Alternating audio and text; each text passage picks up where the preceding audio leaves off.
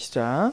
여호와께서 다시 내게 말씀하여 이르시되 이 백성이 천천히 흐르는 실로아 물을 버리고 르신과 르말리아의 아들을 기뻐하느니라. 그러므로 주 내가 흉용하고 창일한 큰 하수 곧 아수르 왕과 그의 모든 위력으로 그들을 뒤덮을 것이라. 그 모든 골짜기에 차고 모든 언덕 위에 넘쳐 흘러 유다에 들어와서 가득하여 목에까지 미치리라. 임마누엘이여 그가 펴는 날개가 내 땅에 가득하리라 하셨느니라. 너희 민족들아 함성을 질러 보아라. 그러나 끝내 패망하리라. 너희 먼 나라 백성들아 들을지니라. 너희의 허리를 동이라. 그러나 끝내 패망하리라. 너희 허리에 띠를 띠라. 그러나 끝내 패망하리라. 너희는 함께 계획하라. 그러나 끝내 이루지 못하리라. 말을 해보아라. 끝내 시행되지 못하리라.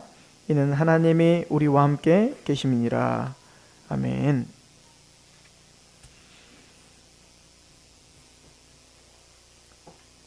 우리는 이사야서 7장을 통해서 임마누엘 징조를 같이 상고했습니다.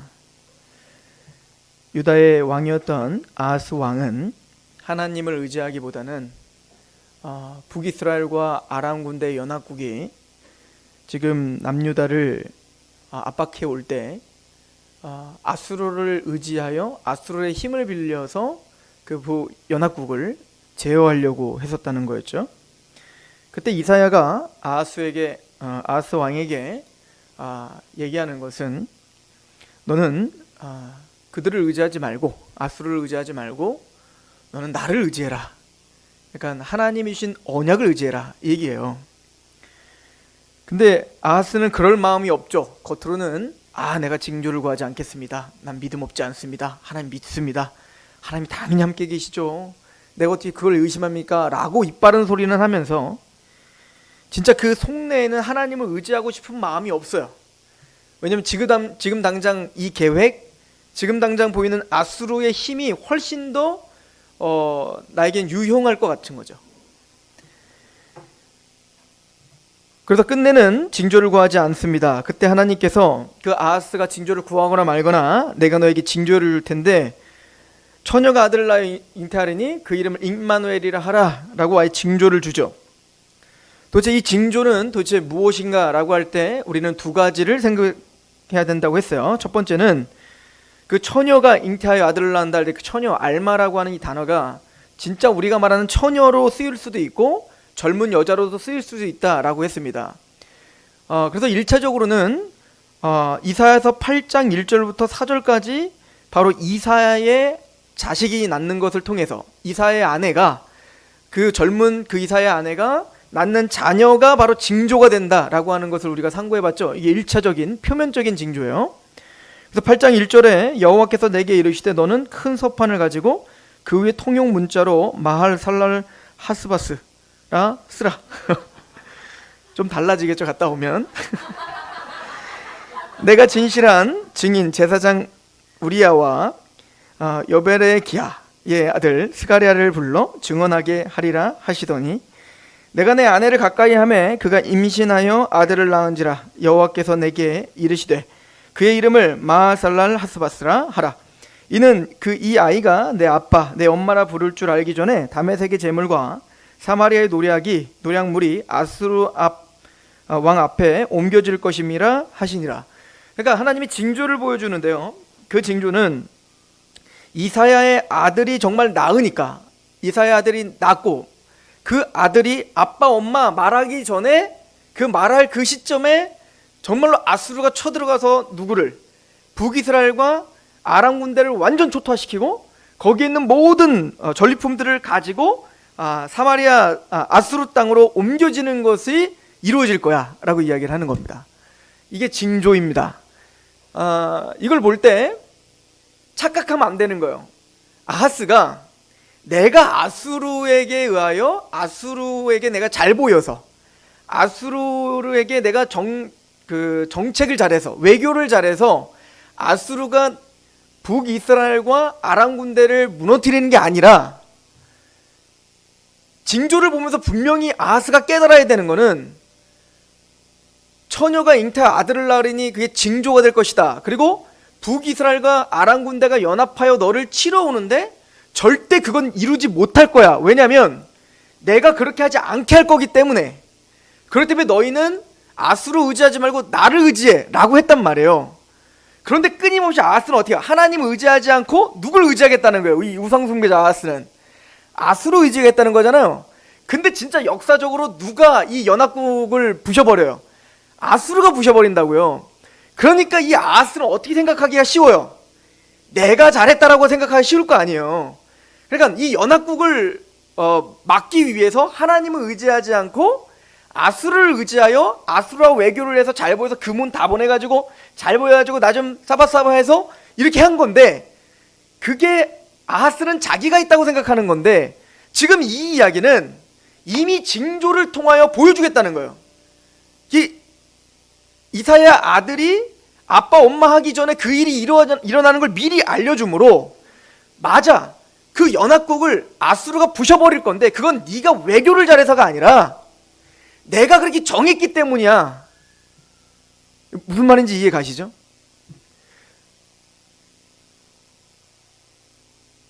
그러나 이 징조는, 아하스는 그러니까 이 징조를 통하여 진짜 궁극적인 징조를 봤어야 되는 겁니다.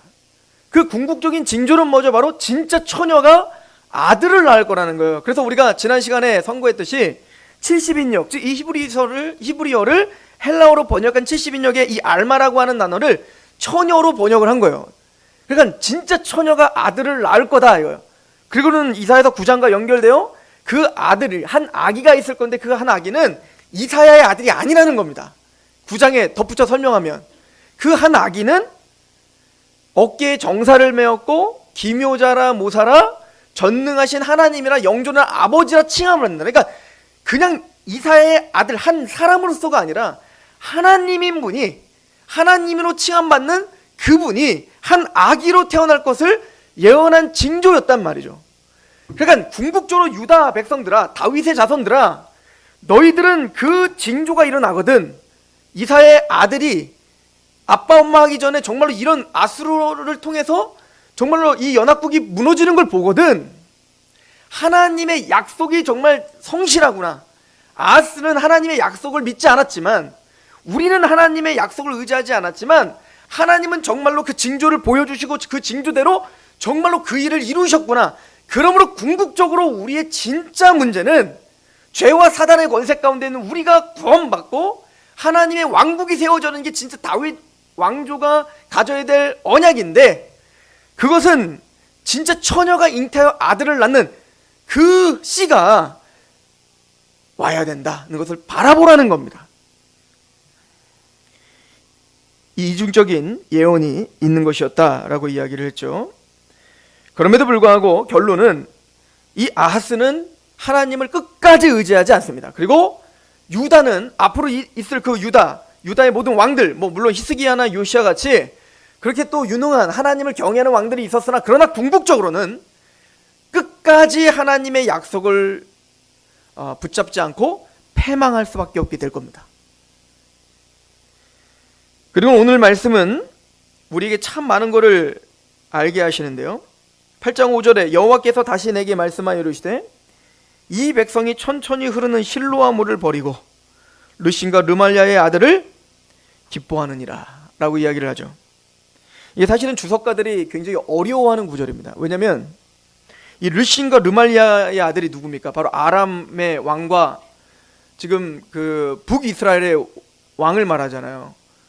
그러니까 이게 남유다일 텐데, 남유다가 지금 1차적으로 보면은 이게 지금 멋진 비유를 통해서 지금 하나님의 뜻을 알려주고 계시는 건데, 이 백성이 천천히 흐르는 실로아 물을 버리고, 이거는 어쨌든 하나님의 은혜, 하나님의 국률, 언약을 말하겠죠.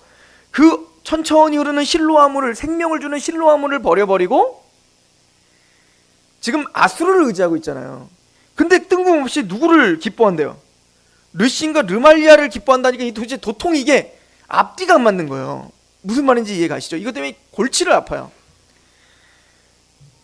그리고 결론은 7절에 그러므로 주 내가 흉용하고 창이란 큰 하수 곧 아수르 왕과 그의 모든 위력으로 그들을 뒤덮을 것이라. 그 모든 골짜기에 차고 모든 언덕에 넘쳐 흘러 유다에 들어와서 가득하며 목에까지 미치리라. 임마누엘이여. 갑자기 또 임마누엘이라는 또 갑자기 찬양이 나와요. 그러니까 이게 그 쭉 읽다 보면 도대체 이 말이 여기 왜 들어와 있는 거지? 앞뒤가 안 맞게 막 자꾸 막 너희가 아수르를 의지한다. 그러더니 갑자기 북이스라엘과 아람의 왕들을 네가 기뻐한다. 그리고 아수르가 큰 홍수가 되어서 너희를 싹 끌어갈 거야. 임마누엘이여. 그러니까 이 말이 이게 헷갈린다고요. 도대체 이 말이 무엇일까? 자, 우선은 결론적으로는 지금 실로아의 물과 급류와 지금 대조를 이루고 있습니다. 이 실로아의 물은 실로아가 뭔지 정확하게 몰라요. 근데 아마도 이거는 그 이스라엘이 높은 지역에 이제 기혼이라고 하는 샘이 있어요. 이게 이스라엘의 어떻게 보면 젖줄이에요. 이스라엘을 물을 주는 생명의 물인 거죠. 그 기온에서부터 흘러오는 그 물줄기. 그래서 나중에 이제 아수르와 전쟁을 벌일 때 이제 이스라엘 백성들이 히스기야 때 이제 다 안쪽으로 들어가니까 그 물이 성 밖에 있잖아요. 아수르가 성 밖을 다 에워싸고 있으니까 그러면은 그 아수르 사람들이 그 기온물을 다 퍼마시면서 전쟁을 할 거니까 나중에 히스기야 어떻게 하는 올라가고 기온물을 다 메꿔라 이렇게 한단 말이에요. 그리고는 근데 성 안에 그러면은 물이 없잖아요. 물이. 그래서 나중에 히스기야 시대 때 그 기온에서부터 터널을 뚫어요. 이게 히스기의 터널인데 터널을 뚫어가지고 기가 막히게 성 안으로 끌어들여서 그 기온물이 모이는 곳이 실로암 연못이 되는 거예요. 나중에 이제 예수님이 이제 눈뜨게 했던 그곳이 이제 그 실로암 연못이 되는 거거든요. 그래서 어떤 사람들은 바로 실로암물이 그 실로암이다라고 이야기하는 사람도 있는데, 근데 이제 사실은 그 시대적으로는 지금 히스기야 앞에기 때문에 이게 실로암 연못이다라고까지는 얘기할 수는 없어요. 그러나 어쨌든 하나님의 은혜로 이게 물이 기온샘이라는 게 물이 계속 조금씩 철철철철 넘쳐서 그게 막 많이 넘치는 것도 아니고 없어지는 것도 아니고 항상 그 상태를 유지하며 흐르는 물이에요. 그럼 어찌 보면 물이 많이 필요할 때는 갈급하죠. 그냥 활활 나왔으면 좋겠는데 졸졸 흐르니까. 그러니까 뭐를 더 원할 수 있겠어요? 그냥 큰 강이 막 우리 예루살렘을 쫙 통과해가지고 한강처럼 쫙 통과해가지고 좀 시원하게 먹었으면 좋겠다. 좀 그런 갈망함이 생기지 않겠습니까? 그러니까 지금 아하스가 딱 그런 심정이라는 얘기인 거예요. 하나님의 은혜, 하나님의 언약은 인정해요. 나에게 생명을 주고 나를 지켜주고 보호하는 건 맞는데 이게 성에 안 차는 거야. 뭐가 지금 필요해요? 강력한 힘이 필요하다고요. 그러니까 지금 이 연합국이 나를 지금 쳐들어오고 있을 때 하나님이 내가 널 도와줄게, 아브라함과 이삭과 야곱에게 한 약속을 내가 너에게 이루어주마, 이 정도 갖고는 안 되는 거예요. 자극적이지가 않은 거죠. 그냥 내가 원하는 거 어떻게 하는 거예요? 그 예수님을 따르던 두 제자 요한과 야고보와 이런 애들이 이제 쭉 올라가다가 그 이방 땅에 가니까 막 예수님을 거부하니까 요한이 바로 한 얘기가 뭐예요? 주님, 지금 주님을 지금 안 받아들이는데 얘네들 그냥 하늘에서 불이 확 떨어지고 싹 다 싹 태워버리죠. 이게 우리가 원하는 신앙이라고요. 그러니까 내가 이루고 싶은 어떤 목적이 있고 또 뭔가 원수를 갚고 싶은 어떤 일이 있을 때 뭔가 하나님의 일이 이렇게 일어났으면 좋겠는 거예요. 뭔가 싹 태우고 그냥 막 급류가 확 와가지고 그냥 시원하게 그냥 그 모든 그냥 잡티 뭐 찌꺼기 이런 게 그냥 싹 없어지고. 그러니까 지금 연합국이 있을 때 그냥 하나님 막 천둥을 치고 번개를 치고 막 그래서 확 그냥 쓸어버렸으면 좋겠는, 하나님은 그렇게 안 하실 것 같은 거야. 근데 누구는 할 수 있을 것 같은 거예요? 아수르는 할 수 있을 것 같은 거예요. 왜? 아수르는 강력한 군대를 갖고 있으니까. 그러니까 하나님이 그걸 비유해서 얘기하는 겁니다. 너는 그 천천히 흐르는, 그것도 뭐래요? 천천히 흐르는 실로아물을 버리고 너는 그 급류를 선택했구나. 그게 얼마나 무지한 일인 줄 아냐? 라고 이야기하는 겁니다. 물론 그 급류는, 그 홍수와 같은 아수르의 급류는 이 유다에 넘치게 될 겁니다. 근데 문제는 생각해보세요. 졸졸졸졸 천천히 흐르는 물은 어때요? 살짝 흘러가지고 천천히 흐르니까 흘러가면서 물을 주면서 땅을 적시면서 생명이 나게 하고 물을 퍼마실 수 있게 한단 말이에요. 근데 그 급류, 홍수가 나면 어떻게 하죠? 물은 차고 넘치는데 마실 물이 없어지죠. 게다가 그 급류가 확 휩쓸고 뭐까지 없어져요. 그 땅까지 다 파고 간다고요. 황폐하게 만들어버리죠. 그렇게 될 것이다 라고 말하는 거예요. 너희들이 천천히 흐르는 실로의 물, 하나님의 은혜를 버려버리고 너희들이 택한 그 급류와 같이 어떤 위력, 힘, 권세, 그런 것들을 너희가 의지하느냐? 그렇게 될 거야. 그래서 그 급류와 같이 그 아수르가 확 휘젓고 가서 그 아람과 북이스라엘을 완전 패망시킬 것이다. 그때 너희는 뭐라는 거예요? 그들로 인하여 기뻐하게 될 것이다, 이 얘기인 거예요.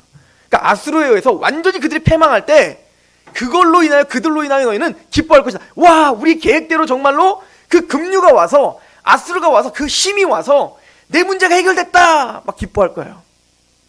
근데 그건 기쁜 게 아니다. 기뻐하지 말라 이거예요. 왜냐면 그 문제만 없어진 게 아니라 뭐까지 싹 다 긁고 갈 거라는 거예요. 너희 땅도 황폐케 될 것이다 이거예요. 누구를 통해? 너희가 의지했던 아수르를 통해서. 그래서 하나님 말하는 거예요. 너희가 급류를 의지할래? 아니면 천천히 흐르는 실로의 물을 의지할래? 저는 이 말씀을 묵상하면서 하나님의 역사가 우리에게 어떻게 이루어지는지 묵상하게 됐어요. 우리는 때로는 하나님이 정말 나를 사랑하십니까? 라고 물어볼 때가 너무나 많습니다. 지금 급하게 빨리 오셔서 이 문제를 해결해 주셔야 하나님이 나를 사랑한다고 느껴질 것 같은데, 그 문제는 해결하시지 않고 끊임없이 아니야 난 널 사랑해 라고 너무 천천히 흐르고 있는 그 하나님의 역사가 때로는 너무 천천히 흘러서 그게 도대체 나한테 무슨 도움이 되는지조차 알 수도 없을 만큼 너무나 익숙하여 그 하나님의 은혜를 저버리는 경우가 우리는 너무나 많다는 거죠. 그리고 지금 당장 세상적인 어떤 부나 권력이나 힘이나 지금 무엇이 더욱더 나에게는 더 유용해 보이는 그런 유혹들이 우리에게는 너무나 많다는 얘기인 겁니다. 엘리야를 생각해 보세요. 지금 전 이스라엘, 북이스라엘 땅에 아합 왕 때문에 바알 숭배로 가득 찼습니다. 엘리야는 자신의 모든 생명을 걸고 850대 1로 전쟁을 했습니다. 바알 숭배자의 제사장들과 아세라 숭배자의 제사장들과 그 힘있는 전투를 하여 하나님의 살아계심을 드러냈습니다. 헛고생했죠. 변화되는 게 없습니다. 다 우상숭배를 여전히 하고 있고 엘리야는 가슴이 답답해 미어 터지는 겁니다. 하나님께 나아가 하나님 내가 내 영광을 위해서 했습니까? 라고 얘기했지 않겠습니까? 하나님 그런 능력으로 역사했다면 좀 하나님이 급류처럼 그 우상숭배자를 싹 다 제거하고, 아니 아합이나 이세벨이라도 좀 제거해 주시든지. 아합과 이세벨은 더 의기양양하여 엘리야를 죽이려고 합니다. 하나님의 은혜가, 하나님의 역사가 너무 힘이 없어 보이고 무기력해 보이는 겁니다. 엘리야가 자기 승질에 못 이겨 나 죽여달라고 하죠. 나 못 해먹겠습니다. 하나님 내가 정말 생명을 걸고 주를 위해서 모든 사람 다 바알에게 절했을 때 나만 특심하여 하나님께 이렇게 최선을 다했는데 1억입니까? 뭐 하나님 뭔 생각이 있었겠죠. 난 됐으니까 나 이제 죽여주세요. 마음이 답답한 겁니다. 마음에 들지 않는 거예요. 사실은 너무 하나님의 역사가 천천히 흘러서 내 승질에 이거 맞지 않는 거야. 엘리야는. 그때 하나님께서, 하나님의 성격이 그러신 것 같아요. 우리는 다급한데 하나님은 다급하지 않습니다. 우리는 미쳐 죽겠는데 하나님은 여유가 있으시죠. 엘리야를 막 승질을 내는 것 같아요. 꼭 이런 것 같아요. 애기가 사탕 달라고 막 울고 불고 막 할 때는 그냥 가만히 쳐다보는 거예요. 언제까지 저러나. 그러다가 지쳐 쓰러졌을 때 사탕을 입에 물어주는 거죠. 자 먹어. 꼭 그것처럼 탈진한 상태에서 쓰러져 있는 그 엘리야에게 까마귀 보고 먹을 걸 주고, 자라, 물도 주고 자라, 쉬게 합니다. 그리고는 너는 내가 지시할 그 여호와의 산으로 가. 그래서 모세가 하나님을 만났던 그 호렙산으로 그 엘리야를 부르죠. 아마 그 쉼을 통하여 그 호렙산까지 걸어갈 힘을 주신 겁니다. 그리고는 그 산, 너는 여호와 앞에 그 산 앞에 서라 라고 엘리야에게 말합니다. 그리고는 하나님이 폭풍을 칩니다. 그러나 거기에는 한 말씀도 하시지 않습니다. 두 번째, 지진이 나게 합니다. 근데 거기서도 아무 말씀도 하시지 않습니다. 그런 세미한 음성이 들립니다. 뭘 얘기하는 걸까요? 하나님은 잠잠히 지금 하나님의 일을 하고 있다는 거예요. 우리가 생각하는 것처럼 막 소용돌이가 치고 폭풍이 치고 지진이 나고 뭔가 막 이 천지가 진동하는 걸로 내가 기도하면 막 천지가 진동하고 막 세상 사람들이 막 나를 우러러보고 그런 역사를 우리는 바라는데 하나님은 거기에서 말씀하시지 않겠다는 거예요. 하나님은 잠잠히 세미한 음성 가운데 우리에게 말씀하시는 겁니다. 그리고 엘리야에게 말합니다. 엘리야야,